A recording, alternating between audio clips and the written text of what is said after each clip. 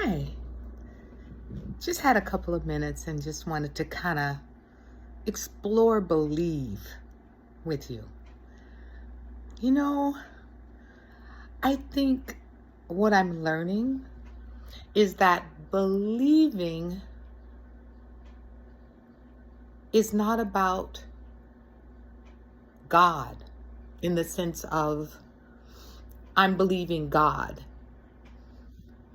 Even though, yeah, we based a lot of our decisions and our choices on believing something greater or bigger than ourselves are working on our behalf. But I was reading today in Deuteronomy 32, 132, and it said that God performed all of these miracles in the Israelites' lives when he took them out of Egypt. And yet, when he spoke to them about the promised land, they complained and said, what promised land? I can't even identify with that concept. I don't believe that. And it was interesting that God said, okay, there's nothing I can do. They're not going to enter that promised land.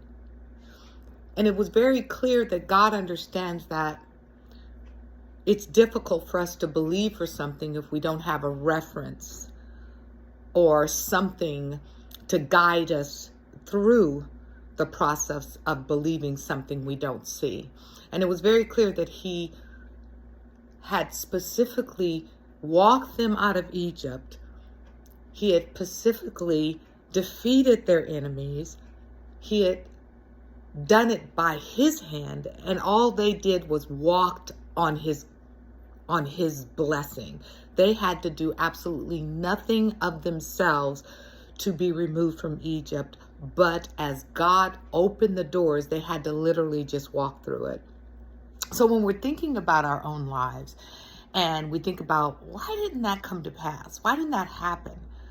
You know, how do I appease God? How do I convince God to do this for me? I'm learning that God isn't the problem, you know. He's constantly showing you his ability to do anything that appears to be impossible to you. Whether we attain it or not has to do more with our ability to move forward based on the victories that we've had with our past. We need a reference because we don't see it, we can't feel it, we can't touch it, but it's something that we believe we deserve and that would make our lives matter and have more purpose. And I believe what I'm learning is if we have a wrong belief system, then it's going to be impossible for things to line up with the next step of you physically walking through something that, even though you've had signs in your life that you deserve it and that you want it, but it's going to appear bigger than you when it's something you have not yet experienced. And so it was very clear that God was upset with his children because he says, I carried them like they were my babies. And I proved to them over and over and over again that there was a land in front of them, a land in front of them that was flowing with milk and honey. Provision. Nothing they would have to do. It was provision. But because they didn't write down the memories of past victories, they couldn't accept it. And it was interesting because God said, only Caleb, only 2 people will, because they believed me. Everyone else will never reach the promised land.